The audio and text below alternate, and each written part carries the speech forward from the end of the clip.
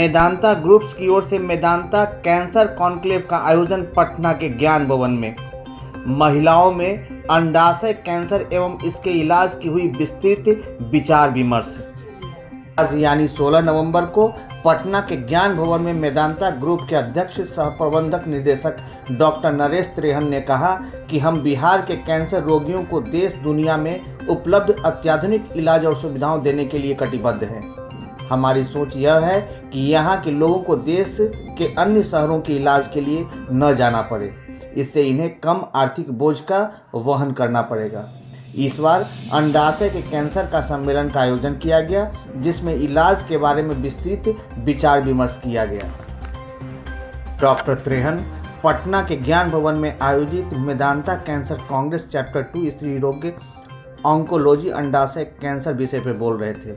उन्होंने कांग्रेस में आए सभी फैकल्टी तथा भाग लेने वाले को बधाई दी और कहा कि आप कैंसर रोगियों को बेहतर से बेहतर इलाज देने के उपाय पर मंथन करें। वहीं स्त्री रोग तथा स्त्री रोग ऑन्कोलॉजी मेदांता पटना के एसोसिएट डायरेक्टर डॉक्टर श्वेता राय ने कहा कि अंडाशय का कैंसर पहला हम लोग का जीआई ऑन्कोलॉजी का हुआ था conference around a month back. अभी हम लोग गायनिक ऑन्कोलॉजी को फोकस करते हुए कर रहे हैं और गायनिक ऑन्कोलॉजी में भी स्पेसिफिकली ओवेरियन कैंसर अंडाशय कैंसर को फोकस करते हुए कर रहे हैं। इसमें उसके डायग्नोसिस, फर्दर इवेल्युएशन, ट्रीटमेंट में भी surgical, chemo, newer modalities of treatment, ये सारा डिस्कशन होगा। तो इसका उद्देश्य ये है कि जो भी क्लिनिशियंस है जो या तो बेसिक गायनेकोलॉजी देखते हैं, गायनिक कैंसर देखते हैं, उनको थोड़ा आइडिया हो कि अगर कोई उस तरह का फीचर्स से आता है, जैसे हमको शक हो ओवेरियन कैंसर का, तो क्या इन्वेस्टिगेशन करना चाहिए, किसके पास भेजना चाहिए, और अगर कैंसर ट्रीट कर रहे हैं तो क्या इलाज करना चाहिए, इसमें न्यूअर क्या है, ये सारा डिस्कशन होगा यहाँ पे। मैडम, इसके अवेयरनेस के बावजूद भारत में कैंसर का जो भी रेट घट नहीं रहा है, घट सही है। सो अवेयरनेस से कैंसर का रेट घटने का कोई रिलेशन नहीं है ना। जितना अवेयर होंगे उतना और ज़्यादा पता चलेगा, क्योंकि डायग्नोसिस ज़्यादा होगा। रेट घटाने के लिए हमको प्रिवेंटिव मोडालिटीज़ पे फोकस करना पड़ेगा, है ना। अभी तो हम यहाँ पे ट्रीटमेंट की बात कर रहे हैं कि किसी को कैंसर हो गया तो ट्रीट कैसे करना है, एंड अवेयरनेस मतलब कैंसर है तो कैसे पता चल रहा है। अभी हम उस अवेयरनेस की बात ही नहीं कर रहे हैं कि कैंसर कैसे ना हो। ज़्यादा इम्पोर्टेंट तो वही है जानना कि कैंसर कैसे ना हो।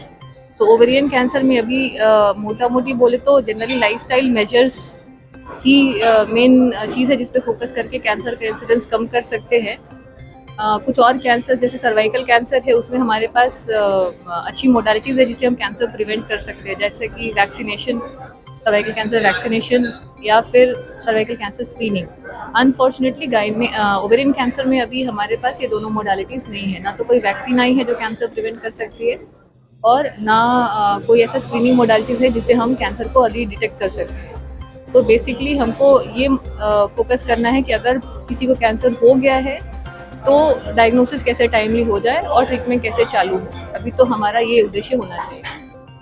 इसी तरह जो कैंसर है और सबसे ज़्यादा कौन सा कैंसर पड़ता है? हाँ, आप अगर ओवेरियन कैंसर के अगर पूछ रहे हैं तो मोटा मोटी हम 3 तरह का ओवेरियन कैंसर की बातें करते हैं। एक एपिथेलियल ओवेरियन कैंसर होता है, एक जर्म सेल ओवेरियन कैंसर होता है, और एक सेक्स कॉर्ड स्ट्रोमल कैंसर होता है। अब ये सारा तो बहुत टेक्निकल डिविजन्स हो गया, आम जनता को ये उतना समझ में नहीं आएगा, बट मोटा मोटी ये समझे तो तीनों तरह के कैंसर का अलग अलग तरह से इन्वेस्टिगेशन, अलग अलग तरह से सर्जिकल ट्रीटमेंट होता है, और उनका कीमो भी काफ़ी हद तक डिफरेंट होता है।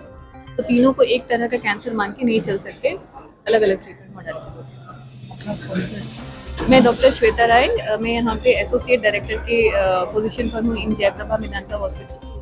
आई am heading the gynaec cancer unit here.